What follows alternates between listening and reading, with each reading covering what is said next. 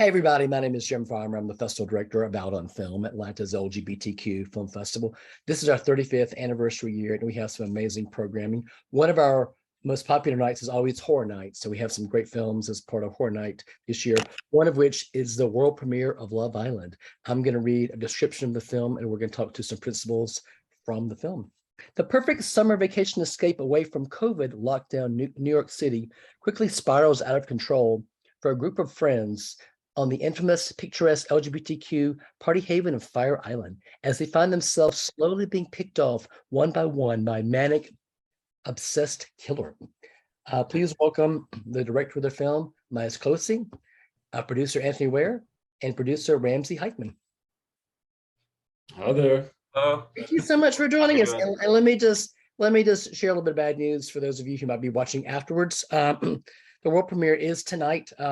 We're taping this beforehand, and we were supposed to have everybody there, the director, producers, but unfortunately, Hurricane Ian canceled a lot of flights, and you all were not able to get here. So I feel really horrible about this, but I mean, it's just it really sucks, and I'm hoping that the film obviously will be streaming starting tomorrow, but I really hope that we can have the splashy in person. We'll have a screening tonight, but I hope we'll have the splashy premiere of the film with you all here that you all deserve. So anyway, but I am happy at least that our audiences will get to see it tonight for the first time ever, and then we'll be able to stream it this week, and maybe we'll be able to do something in the future.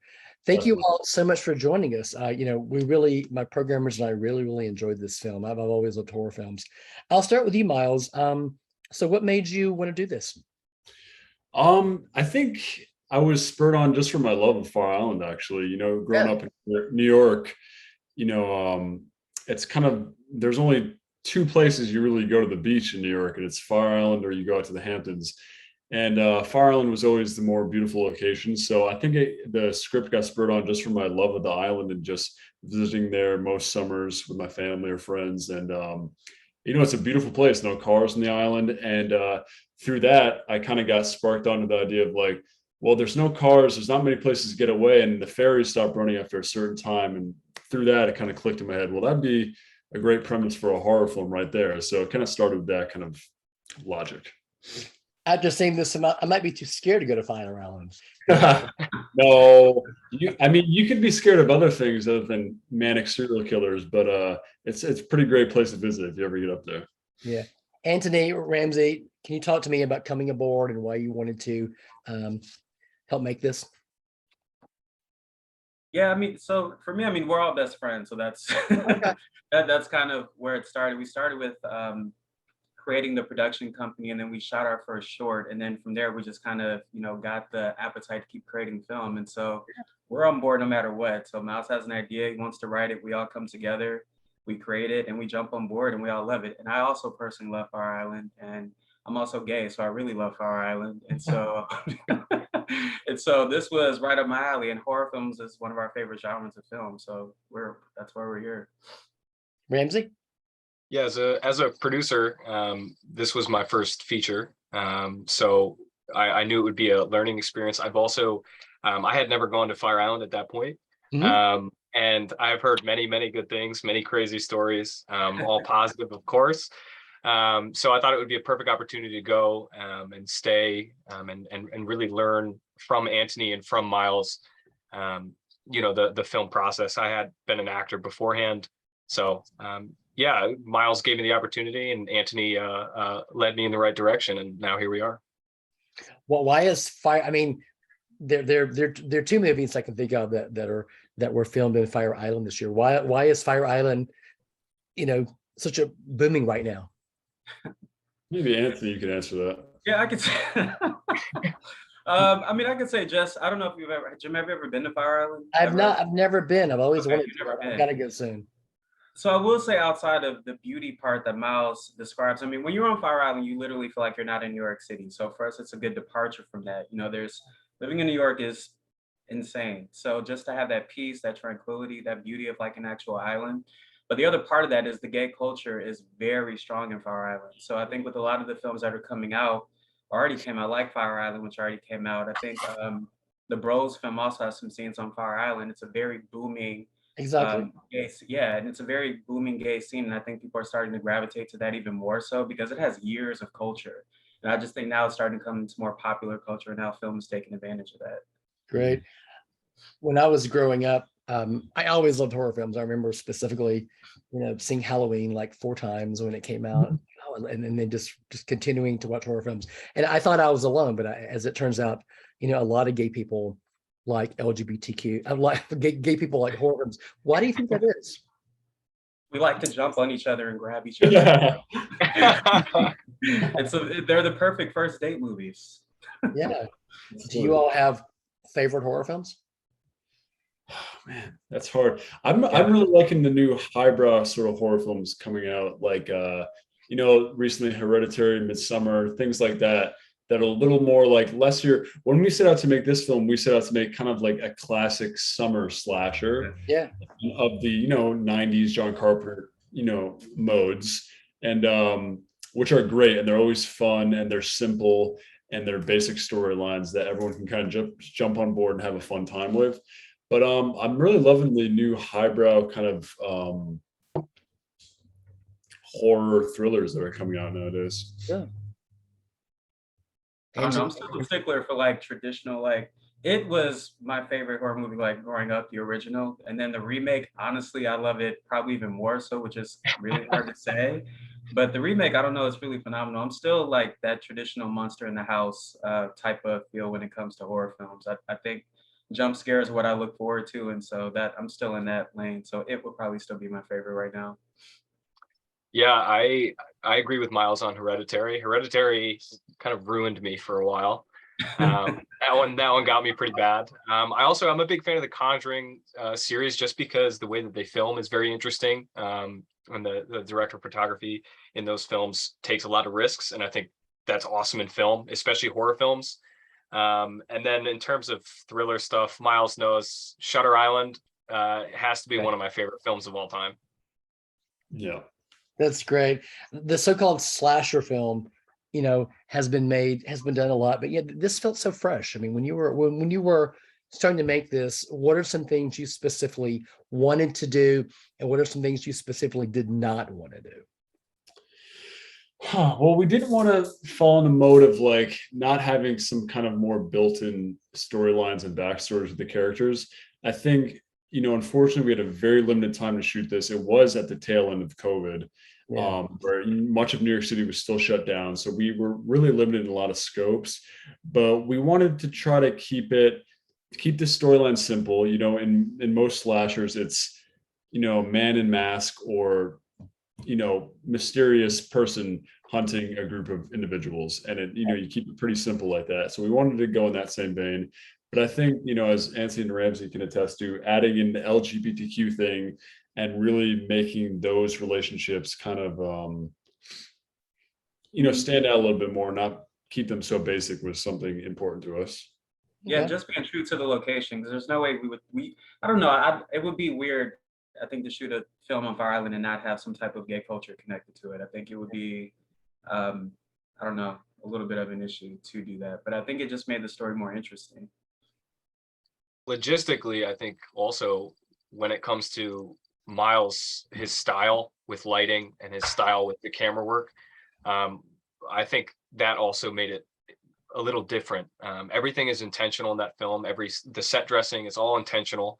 The lighting, people who pay very close attention will notice throughout the film there are very minor things that you can see clearly, almost foreshadowing for the rest of the film.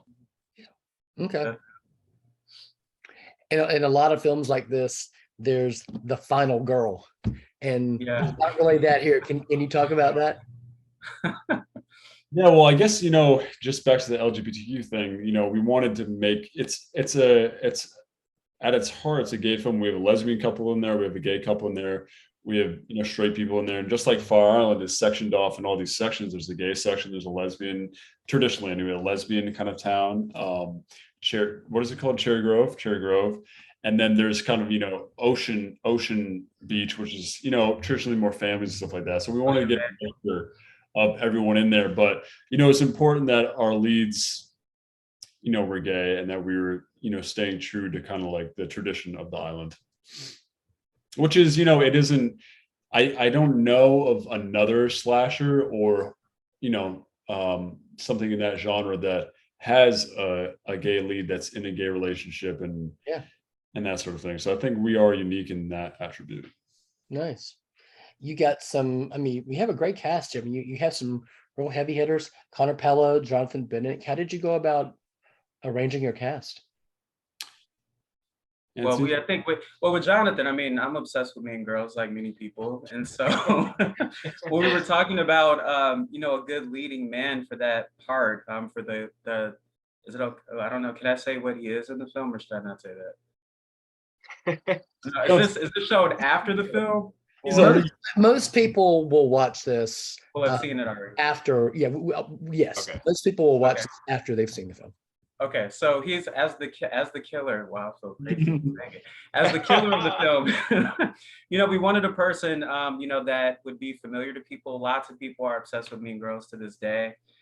He also is he's kind of a queer icon at this point. Lots of people know him. And again, if we wanted to connect to that culture, I think it was important to get him. And luckily he connected with us and he came on board. And with Connor, Myles, I think Connor was your idea. Well, yeah, we had good 1,500 submissions for that role, and Connor was one of the few that had like a series regular in his back pocket in Gossip Girl, and he's also just a really well trained theater actor. He's really super talented, and yeah, he is. He's nominated for a SAG award among other things, and he's a former New York actor. Anyways, grew up in the Upper East Side, so that was something that we also clicked on. But overall, he's just a fantastic actor, and that's kind of what really got on that role. And he did original music for the film as well, which was really cool. So yeah, he's a really talented guy. Great. Jonathan doesn't have a lot of dialogue in the film, but he nonetheless creates a very menacing presence. I mean, he's very scary in this movie. He is scary. His eyes and the stares is like, he sells it with that face for sure. And we wanted that. So I think he did an incredible job with it. And the lines that he does have, like he was so committed to it, especially in the end when you kind of see the craziness of him. Like there were a lot of one-take shots. We were very creeped out that night when we were shooting this. We're talking about like, what was it, like 5 o'clock in the morning at this point? Yeah. After like a 13-hour day. So it was a very long day, but he was knocking it out of the park. We were like, okay, it was worth it. It was great. It's okay. How long was the shoot? We only had 14 days to shoot this film. Oh wow! That what's that like? I mean, I guess you have to be incredibly prepared and have long days to do that. Yeah. Luckily, Ramsey and Antony run the AD departments too, and they keep me in check with all the shots I want to do. And we were, and I'm sure Ramsey could, talk about this more too, is like, we were really severely limited. It was still really early spring and the days were still kind of short and it was cold. It was, on the island, it gets in the 40s, for 30s some days in the early spring on Fire Island. So it was cold. It was dark. We were severely limited with COVID too. So the days were pretty tough and long. I mean, right? Yeah. I think we knew going into it though that we were going to have to push days a little longer, and also there was so much COVID as filmmakers. Shooting during COVID was also new to us. So there was a lot of sacrifices that we had to make, and time that we had to take out of our 12-hour days that really pushed us, and we made our days, but we spent a lot of time. Myles specifically spent a lot of time prepping with our DP and making sure that we're not making stuff up on the spot, because we just didn't have the time. Yeah, definitely killed ourselves for sure. And also just the struggle of shooting on the island, because with all the equipment and such, you can't just drive things up to the island. So we have to count on a shipment company to bring things back and forth across the water, for equipment and such. I mean, it was very challenging. It was a crazy the first film. It was all hands on deck. You had Myles, you had the producers, Myles, everybody was carrying stuff. It was for sure. It was a lot. Pulling carts on those boardwalks. It was a lot. Through sand dunes. Yeah. Definitely a bonding experience, though, for sure. The best team builder ever. Yeah, I understand that the production company, Barefoot Kid Productions, has some Atlanta elements. Well, I'm the Atlanta element, really. Okay. Yeah, because I mean, I'm from Atlanta. That's where I love. My family's still there. That's where I got into entertainment in the first place.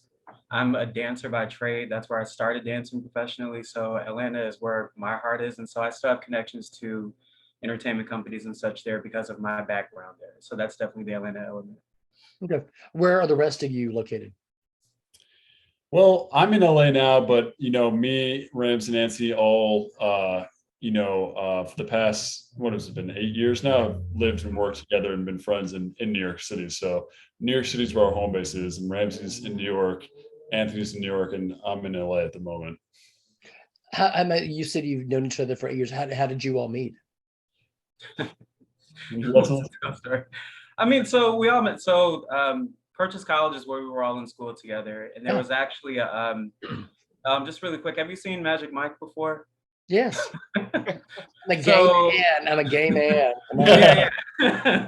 So there was a production going on that Myles and Ramsey were actually a part of putting together before I ever met them, and it was called Magic Myles.